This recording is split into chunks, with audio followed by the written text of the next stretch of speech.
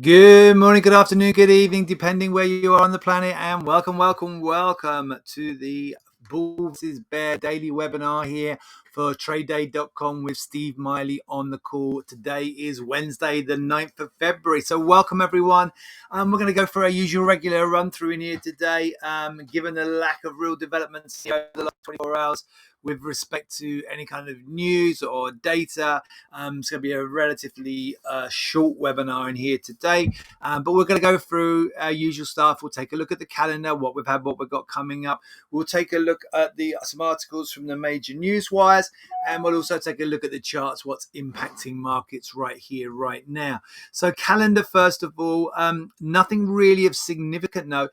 We do have some Fed speakers today, Bowman and Mester. And then also Bank of Canada Governor McLemore is speaking, but probably the focus on Bowman and Mester. I mean, we've already kind of, the Fed have laid out what they kind of anticipate. We really understand that now. So unless these guys start deviating from what they've already told us, which is very, very unlikely, it's going to be probably little to come from the Fed speakers. However, they might, try and rein back on the kind of the very hawkish kind of reaction that markets have had to both the Fed and then also, as we've seen more recently, the ECB very slightly kind of backtracking on what they said. We did get some still more hawkish tone over the weekend, but then so far this week, the ECB backtracking slightly on their sort of the hawkish reaction from markets. However, saying that, markets continued, the bond markets in Europe continued to go lower yesterday, and bond markets in the US also going lower yesterday. However, today we have had a rebound in European and US bond markets, and we'll take a look at the bond chart shortly. And that probably is going to help the fact that we've got bond markets rebounding, so rebounding from lower prices. We've been accelerating to lower prices, going back to slightly higher prices today. So though lower prices, higher yields, the big moves to higher yields we've seen because of the hawkish stance from the Fed through January, because of the hawkish tone that was seen from the ECB and the Bank of England last week. We had a little bit of a respite from that this morning. And that little bit of respite, the slightly higher prices, lower yields, is probably going to help out the stock indices slightly. So, and we have had the stock indices continuing the kind of erratic and positive consolidation rebounds that we've seen so far this week. Again, lack of data really driving markets in here now. Let's go and take a look at then 5 things to start your day in here. So global supply chain China's biggest rise CPI in the last year, and it's going to be really, we've got a big focus going into tomorrow on inflation, and obviously global central banks are trying to cool that inflation. The supply chain issue has been a problem, but we've had this stuff in here out. So basically, AP Moller, I don't know how you pronounce that, Maersk, I think. AP Moller Maersk handles a fifth of global seabound container traffic, have signaled that disruptions may be just months from ending, with consumer staple luxury goods makers seeing improvements through 2022. So the supply chain issues that have plagued the market, over the last year or two, partly to do with the fact that we've had various corporate bottlenecks, but partly to do with the pandemic in here, seems to be easing, and that could mean, and then that maybe some of those inflationary pressures starts to ease in here. We've also seen futures contracts showing the highest numbers trading in backwardation. Which is a market structure that indicates scarcity. So commodity markets in the futures contracts, when they're in backwardation, it indicates potential scarcity. Okay, and that's a real concerning here. And we're seeing that in coming through in food prices. Certainly, you see it here in the UK. We're seeing higher food prices, and it's not just agricultural products, but we know oil is been surging higher. Energy prices have remained elevated. Gas prices elevated, partly to do with, but not solely to do with, concerns about conflict between Russia and Ukraine. But so maybe some of those, I say, the backwardation of futures contracts is a bit of a concern. Okay, so in the highest numbers trading in backwardation since 1997, which is potentially inflationary pressures, but nevertheless in here. it could mean that that they're reaching a price of peaks. Okay, so and a lot of strategists, I spoke about this yesterday. Talking about maybe we've already seen peak inflation already, or we're getting close to seeing peak inflation. So the big sell-off, I've already mentioned this already, big sell-off in bonds has taken a break, which is then giving stocks a chance to rally. So I already mentioned this in here today. And then the focus really today is, I spoke about Bowman and Mester. Also the wholesale inventories, I think I might have skipped that. I didn't quite get to that. So we do had crude oil inventories, 10:30 a.m. Eastern, 9:30 Central, and then that's at 3:30 this afternoon UK time. So and 4:30 if you're in Europe. So that's going to be probably the main standout piece of data of the day. Maybe a respite, and obviously at the moment we've kind of got usually we've got this kind of positive correlation between stocks and say the energy prices and oil prices and commodity prices. But the fact that higher oil prices, higher energy prices are inflationary, a dip in oil, we saw a dip in oil yesterday, the setback that we saw in oil yesterday could also be actually positive for equity markets in here, because obviously a lower oil price will take less inflationary pressures, and that will probably be deemed as a positive. Maybe seeing the Fed and other central banks backing away from their hawkishness if we can get a lower oil price. So that's something to bear in mind as well. Let's take a look at and again in here, look, Reuters leading with the headline what I've just mentioned in here. So solid stocks base as bonds take a breather. So the big sell-off in bonds, and we'll take a look at the Treasury bonds shortly, and they've seen a slight turnaround today, and then that's obviously feeding into. And if I go to Bloomberg, let me see if I can get to the Bloomberg futures markets in here, but I'll see the turnaround in the bond markets. I do have it in some others, but I just don't know whether I'm going to be able to. Let me see if I can get you the bond markets. So the European bond market, which is accelerated aggressively lower in here, but I think it's going to give me all. It's just going to give me indices in here, not bond futures. But safe to say, and believe me, bond markets have turned a corner. Let's see if I can get a bond future chart for you. And then we'll show you the turn. Say I've got it on other charts in here, but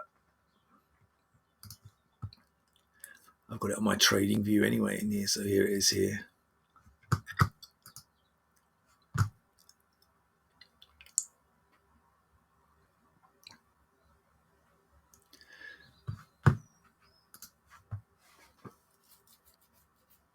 So here you see, this is the Bund future chart in here.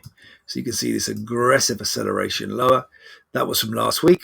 Okay, Thursday, Friday, Monday, Tuesday. Thursday, the big move here. You can see on the Bund future. The Bund is the German government bond, but also the future contract really covering the European, all the European government bonds in here. So you had this big sell-off in here on Thursday. That was the ECB, but continued Friday, Monday, Tuesday. And you see a rebound. So again, that respite, getting a respite there. And we'll come and take a look at the bond market here as well on Tradeovate, which is where we can go trade if we want.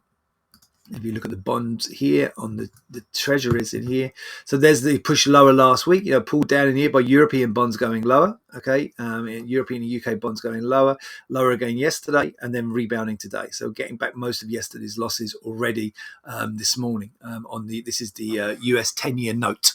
Okay, on Tradeovate. So we're getting to that slight turnaround, and that's going to help stocks. Okay, so stocks solid on better ground in here. Nothing really more to add in here, guys. Really, it's been a really quiet, quiet on the news front. We've got no real developments out of Russia-Ukraine. We have nothing really to keep our eye on now. I said before, on the earnings side, we're kind of through the main earnings calendar now. And so nothing really, you go on the headlines here, there's nothing really leaping out for us to focus on in here now.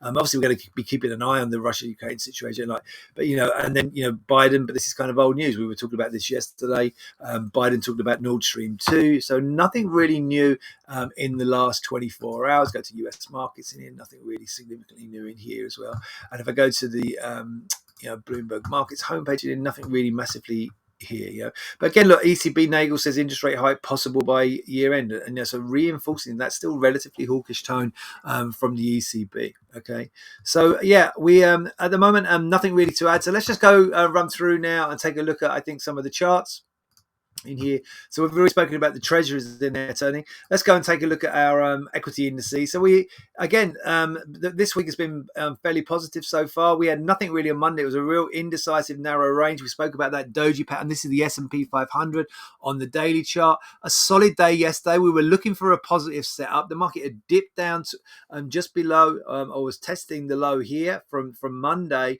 and we just dipped below that. We said buying opportunity down there. I'll go to the intraday chart shortly, but a strong recovery. And you see now this is an outside pattern. Now we're still up until this morning we were still inside. So an inside pattern is when the bar is contained inside the previous pattern. So in here you see there's Friday's down day, and we actually was a down day but with a strong rebound, and then Monday's activity inside Friday's, and then yesterday was what we call an outside pattern. So the market went lower than Monday's low and higher than the high, and it was an update. So that's a bullish outside pattern. So that was a positive anyway, but we were still inside. Monday and Tuesday's activity was still inside Wednesday's activity, but we did get a bullish outside pattern. So it wasn't quite a bullish engulfing pattern, because these markets are 24 hours. You often don't get engulfing patterns. Engulfing patterns when the body of the candle engulfs the previous day. But if you look in here, so the close of Monday in here was 44.83.5, and then the open was 44.84. Yeah, so it wasn't quite. It's pretty much because at the close of one day just switches straight into the open of the next day, because we have 24-hour markets, so they're not. I mean, I know this does close. We do close for an hour, but it's not closing at end of the actual end of day. It's closing just before the end of the day, right? So of the actual 24-hour day. So the market in here, we don't get a bullish you don't get a bullish engulfing pattern. That's a bullish engulfing candlestick, but we do get a bullish outside pattern. So it was a lower low yesterday and a higher high, and the market was up. So it's a bullish outside. If we get a lower low and a higher high, it's outside the previous day's range, and it's a down day, it's a bearish outside pattern. So we had a bullish outside pattern yesterday, and so that's set up for a more positive day. But it's still kind of within consolidation, right? Because it was still inside, contained within Friday's range. But then look at this solid breakout overnight, then boom, boom, boom, higher. And that's partly been due to, as we've already said in here, partly assisted by the bounce in bonds. Okay, so bonds have bounced, and not just, as we've looked at already, not just the treasuries, but having had this aggressive slide lower. Oops, let's go to the aggressive slide low on the European bonds, some respite in here this morning. Let's go back to our. So, I think we do have now, going back to the S&P, we do have that turning point. We've been talking about, we had the strong recovery in here anyway, which has turned the bigger sell-off. And now we were looking at the counter trend lines, and I'm just going to go in there, opportunities to buy through the counter trend lines. And there's the counter trend line there off the high. And we were talking about this, the market spiking and not quite making it. And we were here yesterday. This is where we were yesterday. So in here, where are we? We were about here. This is when we were on the call yesterday. And we said maybe the market's going to undercut here, and somewhere in between the low there from Monday and the low here from Friday, there's a buy opportunity there. And we did just undercut, impulsive move higher, broke above, and then held above the trend line, then broke above the peak there. So either you were going long through the trend line, long through here, and then obviously now we've got higher highs and higher lows. And now we're in a bull move, really. And now I'm really looking for us to go back to the highs. So back up to the high up here from the beginning of February, back on the daily chart, that's taking us back up to here. So, and we could easily be there today, right? You look at these candles here, so we could easily be up there. Slow news day, yes, but nevertheless we could be back up towards those peaks and setting us up into CPI to either fail at this peak or to break higher, and then we'd be aiming back all the way back up to these highs here. So certainly still be playing this from the long side. Now obviously we're at the moment we're nudging up to today's highs anyway. So whether and there's no real significant resistance over here. If we look over here on the resistance side, we broke above this swing high. There's nothing really up to here now. So even if you zoom in, there's you're either waiting for the next swing back lower. We do have this in here.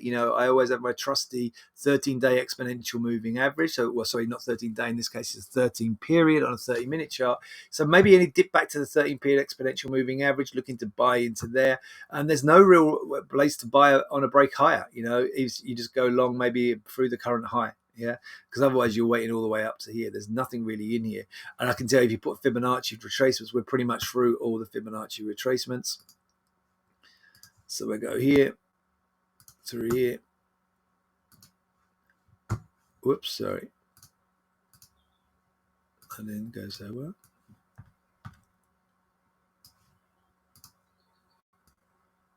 It's not going to let me do that. Just 1 second, guys. But if we go to the Fibonacci retracements, and even if we put the final retracement on in here, and that may be in like a, I don't know, 78.6. 78.6 and 76.4 are kind of fairly interchangeable in here. Some people use one, some people use the other. So if we put that one in, 78.6, you can see, because we failed exactly at the 78.6. There you go. So we failed. So yeah, there's a reason to buy through the peak. Yeah, because it is right on the 78.6. You can see right there. There's a 78.6, and it's right there. Okay, so there's a reason to buy through the 78.6. Okay, let's take a look. It's going to be very similar to the Nasdaq. So there we go. Inside pattern yesterday wasn't quite a bullish engulf, bullish outside. We didn't manage, but then look today, boom, boom, boom. Not only taking out yesterday's highs, not only taking out Monday's highs, taking out Friday's highs and Thursday's highs. So you've taken out the last 4 sessions highs already this morning. We could see a really strong update from the tech side in here and from the Nasdaq in here today. I wouldn't be surprised to be back up towards that high.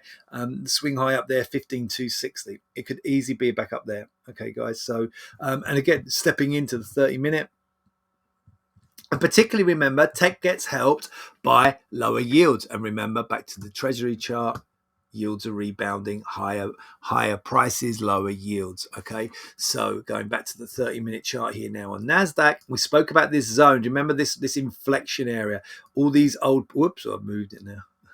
But all these old peaks, yeah, from the basing pattern in here. This was the erratic January basing pattern that we had. And then these lows in here, spike lows in here. And then we had this inverse head and shoulders. Remember, we've been looking at this inverse head and shoulders. It didn't really quite pan out, but yeah, I think it's decent in here. You've got almost like a double shoulder. You've got this big shoulder here, and then you've got these up, this little shoulder here kind of thing. There's the head. You've got shoulder there, and then you made this much bigger. You could argue it's a double bottom, or you could argue it's a triple bottom. 1 low, 2 low, 3 lows. You could argue it's a triple bottom. No matter what it is, the fact that when it broke above these peaks in here, which we flagged in the last couple of sessions in here, the fact that it broke above here, and it's broken above here this morning. Okay, so that was done about 4 hours above here, about 4 hours ago. On the overnight, it's broken through there, held, gone again. I just see this higher, guys. I really do think there's a good opportunity. Higher highs and higher lows now on this uptrend. That looks solid. Any swing back towards the 13-period exponential moving average, there's an opportunity there. If I draw the trend line that comes up, you're going to have to draw it here. If you draw it here, it's going to be no use to us. It's going to have to come through here. And what you'll probably see is that what you often find is... Look, so you see the way that trend line is almost, right on the 13 period exponential as well. That happens a lot. You draw a trend line and the 13 period exponential moving average is hugging it. So yeah. That's, I think any dip back into towards here, there's your buy opportunity on the Nasdaq. On the upside, okay, again, look, we're taking out all these peaks here. We're taking out all these resistances. What have we got left in our bag? Well, I'd probably now be looking at a fib again. So going to Fibonacci retracement. What's the move on the whole sell-off? It's not going to allow me to do that because the menu is in the way, which is no good. Let me just make this a little smaller so I can get, and we'll go off the low and off the high here. And we've got the 61.8. All right, so we just pierced the 61.8. The next trigger is going to be 78.6, which is going to be probably too high for us, right? So it's not going to be that useful. So, the fact that we're flirting with the 61.8, we've kind of just pierced above it, and now we've dipped back lower. I think the next impulsive move high, you go with the next impulsive. And we're dipping at the moment, right? So if I just step in, we're on 30-minute chart there. We zoom right the way in, maybe for 5 minutes for our execution. We're dipping at the moment. If this kind of dips and rock, the next swing back higher, I'll be looking to buy on the next swing. You can even put a little tiny mini counter trend on this little, on the 5-minute chart down here. And as the market swings back higher, buying on the swing back higher. If it comes anywhere back down towards the trend line, not this 13-period exponential moving average, but going back to the 30 minutes or the 1 hour chart, the exponential moving average here. Okay, anywhere back down towards, so this is 14, 8, 60, 70 kind of area. Any swing back down to there would be buy opportunity for me, or I think maybe just going with a break of the current high, which I've got as 14,931.5. Okay, so that looks still looking bullish there.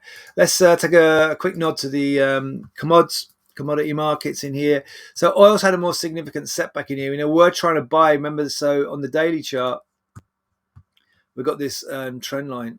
Oh no, sorry, that's gold. Actually, no, I think we did do it on the 1 hour chart. We had this this trend line, right? Yeah, this trend line here. Look at the market; it's gone down and flow. It's a really difficult one for me. I mean, I'm inclined to be bullish again on this, but it has put in a kind of topping pattern. If you go and look at the daily chart, it kind of looks negative. It was quite strong. The fact that we've held above yesterday's low so far today. I mean, I think that if you want to place from the long side, you've got a really obvious exit, right? Just below the low, yesterday's low. You can be long here and have an exit there. So really, because if it goes below the low, then it's a stop and reverse. I'd have 2 trades on there. Be long with a stop below the low, and then a reverse to short if it breaks the low. And that low there is, so just make this a bit bigger. The low here is, I can't see it on there. 88.51. 88.51. So through 88.51. So long right here, and then stop and reverse through 88.51. So because it does look like it's maybe done enough. It's gone to this trend line, broken it here yesterday, and then tried to rebound, and then broken it again fairly impulsively, but then didn't break the low, so you didn't get a lower low, and then impulsive rebound. You can even buy straight here with a stop and reverse below that 88.51, or maybe wait for. You can see in here you got this kind of triangle pattern, right? It's descending triangle, which is negative usually, negative descending triangle. We'll go in and put you got this like little triangle across here, and almost a horizontal line right across the bottom. So you've got this like descending triangle in a mini downtrend, and playing the breakout of that triangle. And there is a risk, higher. But descending triangle in a downtrend, the norm is to go lower. So that's why I'm putting a stop and reverse below the low. And maybe rather than waiting for the break of the triangle, you can just get long inside in here. So I'm going right the way in now to a 5-minute. There's the rebound. If it breaks above this little peak here on the 5-minute, peaks here at 89.33. Break above 89.33 long, stop below 88.51, target a couple of dollars higher, and then stop and reverse below 88.51. I'd play that from that side. Let's go take a nod to gold. So it's been a steady climb higher in here. I think you have to play this one from the long side. It's erratic broader range in here, but playing it probably from the long side in the very short term in here. So for the day trade, we just about nudged to a new high. And if I step in on gold now on the 30 minutes, you can see it's been so erratic. We drew these trend lines on yesterday, kind of held that one that's been pierced, this trend line that was broken, and back above it, it's held that trend line, and then sideways in here overnight. But then we did make just nudge to a new high. So I think break above the high, go with a break above the high. High there being 1830.3. So through 1830.3 long in here, and if it dips back towards the trend line down here, that's around 1823. There's your buy opportunity down there. All right, guys. I'm going to wrap it up there. Going to wish you as ever a great trading day. Stay safe. I'll be back with you with another bull. Actually, James will be back with you tomorrow. I'm out tomorrow, so James will be back with you with a bull versus bear webinar as usual. Until then, take care.